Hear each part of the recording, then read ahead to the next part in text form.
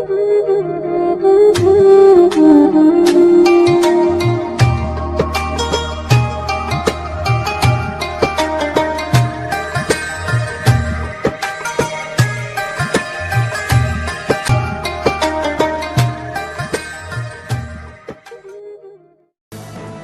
फेरोज खां ख़बर शामिल कयूं पिया। मंसूर मलिक जे रिपोर्ट मुताबिक़ सिंध मां खंबे गुम कयल अज़ीज़ भंगवार, शागिर्द शर्जील ट्रगर, अतीक विस्तड़ो, मोहसिन विस्तड़ो, सना लाशारी, अमान लाशारी, इंसाफ दायो, अयूब कांदरो, फ़कीर एजाज गाहू ऐं ॿियनि सिंध मां खंबे गुम कयल सभिनी क़ौमी कारकुननि जे आज़ादीअ लाइ मिठियानी शहर जे GM सैद चौक ते एहतजाजी मुज़ाहिरो कयो।